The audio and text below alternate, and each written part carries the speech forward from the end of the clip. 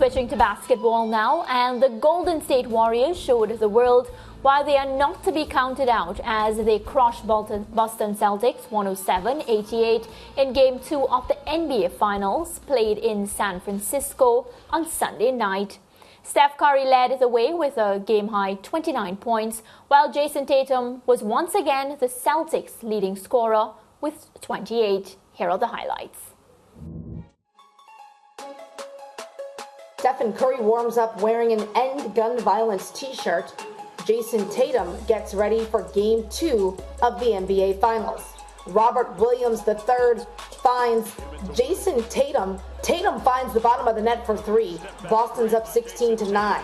Derek White gets it to Jaylen Brown. Jaylen Brown also hits a three. Brown had 17 points. Boston up 22-13. Stephen Curry gets the steal. He finds Jordan Poole. Poole gives it back to Curry. Curry knocks down the three after the pump fake. Steph Curry with the ball, dancing a little bit, crosses over, pulls up off the glass over a couple of Celtics defenders. Steph Curry gets another steal. This time he keeps it, pulls up for three, and drains it. Curry, 29 points, scores tied at 40. Jaylen Brown sends it to Jason Tatum. Tatum lets it fly, and it's good for three. Tatum, 28.6 for 9 from the arc. Jason Tatum again with the fadeaway jumper. Halftime score. Golden State's up by 2 in the third. Draymond Green finds Klay Thompson for three. Stephen Curry dribbles, pulls, nails the three. Steph Curry again has the ball, uses the screen, keeps it, lets it go. Curry from three. Golden State's up 79-62. Final seconds of the third, Jordan Poole hits it from half court at the buzzer. Jordan Poole, a little in and out, through his legs, launches, and it's good at the buzzer. Everybody loves it in San Francisco, except him. Golden State wins Game 2. The series goes to Boston for Game 3. Final score, Celtics 88, Warriors 107. In Game 1 last Thursday night, the Celtics blew the Warriors away with 40 points in the final quarter, while the Dubs got a bit of payback, outscoring Boston 35-14 in the third quarter. Let's hear Steph's thoughts about his team's performance. We came out with the right defensive energy and approach. Obviously, they have a lot of scoring. You have to make it tough on them all night. Jason and Jaylen got off to a decent start, but we made them take tough shots. And then offensively, we were a little bit more organized in what we were trying to do from the jump. So we said we needed to play with desperation. That's what we did. Good feeling to get back on track, and now we got to take it on the road. Well, our third was basically the same as Game 1. We just got off to a better start defensively, where we left an imprint on the game, and they felt us a little bit more than they did. So the other guys didn't get off as much. It's a tough task. You know, like I said, those two guys create a lot for them, but if you can contain the other guys and just try to make it difficult, that carries over through the rest of the game. And our third quarter was great, and we got enough separation that the fourth quarter is a little bit easier tonight. Now let's hear from Celtics guard Derek White on that third quarter blowout.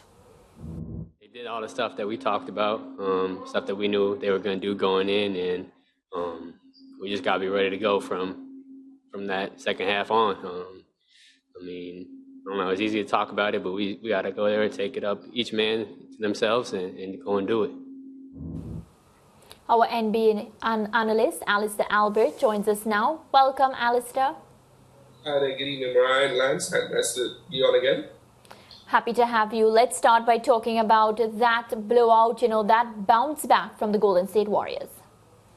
Yeah, the Warriors managed to go back, have a look at the tapes, and kind of understand where they needed to be and try to boost their confidence a little bit. And like the last time when we spoke in the last segment, a couple of days ago, we had a conversation where Draymond Green was saying that, we'll be fine, we don't need to panic and everything, and people were wondering if he was being a little bit cocky and everything, but he actually, he and the team actually showed exactly what he meant there in that situation.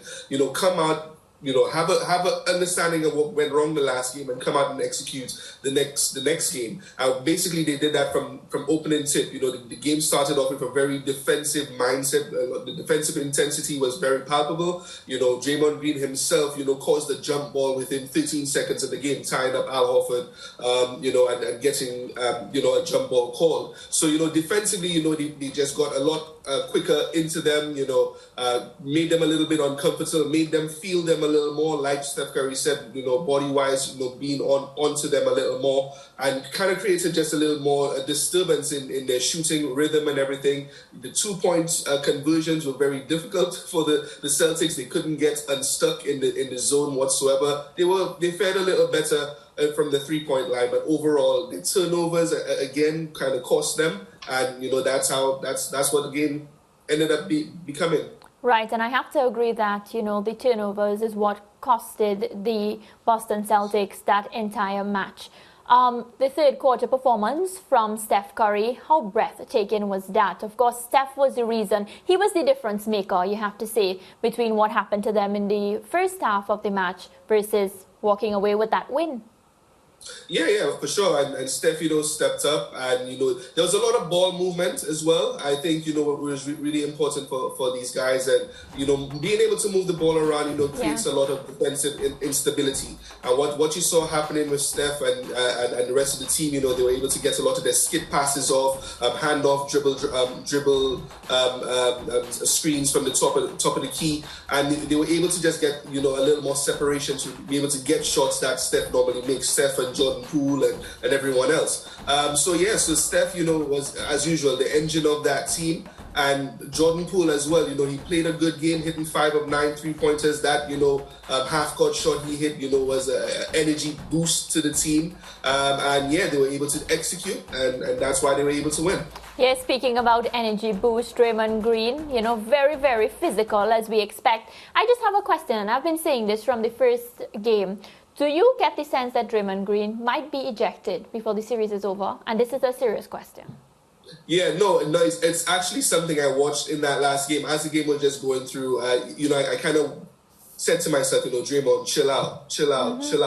He kind of was egging the referees on a little bit and trying to impose his physicality on the game, which was good because that's what kind of set the tone for them. But he was kind of going on a little bit too much. There was one point, he tried to bait Jason Tatum into a foul, which he actually got. And then there was another altercation with Jaylen Brown as well, where he already had a tech and he could have been ejected at that point. So one of the things that I think I mentioned early on when we were predicting the series, I said Draymond Green and his overall control, not just him passing and playmaking and everything, but his emotions and being able to control himself will be very instrumental for this team. And one time it actually works out very well for them because it kind of helps that defensive intensity and tone. And then other times, if he goes overboard, he can kind of disrupt the team. And he was on the border of that last night, but it actually ended up working out better for them. Alistair, both teams shot 40% from three-point range on Sunday night. Given what happened in Game 1, is this a statistic that means something to you? It does, yeah, because the three-point efficiency is really important from the series, and especially from the Celtics side of things. This is a team who are not really known for their three-point shooting, but this postseason, they've just been on fire. They've been able to hit team records with 22, 21, 23-point shots a game and everything. And Al Horford having big nights, Jason Tatum, Jaylen Brown, Derek White, guys coming off the bench and hitting shots. And, they're able to maintain that even in this series where they're shooting very identical figures to the Golden State Warriors. But I think the three-point efficiency is really important, how they are able to run other people, the teams are able to run each other off the line and kind of prevent that efficiency from actually continuing to go up. The teams who have the better three-point shooting do tend to have the advantage. And so far, last night, Game 3, they were really identical. But again, it's the turnovers who kind of costed the Celtics the win, and they paid for it severely. Yeah, that's what I wanted to get from you, Alistair, because if the Celtics were able to match Golden State Warriors from three-point land on Sunday night. And why was it that they had lost so badly? But you pointed to the turnovers. So the Celtics had won game 1 by 12, and the Warriors winning game 2 by 19. It's something we have discussed here on the show many times, Alistair, that game for game, it's a different night, and you can expect different things. What do you think will happen in game 3? Which moves to Boston? Is that likely to impact on this series in the sense of the Celtics having the advantage on home court? I think for them, they need to be really careful, because I think what will end up happening to them going back home, they might probably press a little bit because they'll feel a little pressure to maintain some sort of momentum going into home, and they might probably get into situations where they're not playing their best basketball. I think the Warriors will be really happy to play the villain and really come out and try to silence the crowd and kind of hit threes and be very physical again with the Celtics. So look for the Celtics to be aggressive, but probably maybe a little bit too much, costing them again on the on turnovers and everything, and the Warriors possibly prevailing in that game. I'm just a little concerned for them, because I think they'll feel a little bit of pressure, thinking that they could kind of get up on the series, and they'll probably become a little undisciplined again. Well, Alistair, I want to thank you so much for your time and insight. We'll talk again after game 3. No problem. See you guys later. Take care. Lance, you asked him that question about the game 3 moving to home, and based on statistics, and numbers never lie, as we always say on the show, Boston actually has the worst record at home. They do better on the road. So, if we are to go by the numbers, then, not too much positivity. But again, basketball is played on the night, just like any other sport. So I look forward to see how the Boston Celtics rectify the errors that they would have made on Sunday and come back all guns blazing. Yeah, well, all three of us had projected before the series started that the Golden State Warriors were favourites and likely to win. Yeah? I wanted the Celtics to win. Yeah, but I was just being an analyst. Yeah, and our analyst Alistair did suggest that he expects the Golden State Warriors to win in 5, maybe 6. So a lot of interest still remaining in the series. Well, it's break time now. We look forward to game 3. We'll be back.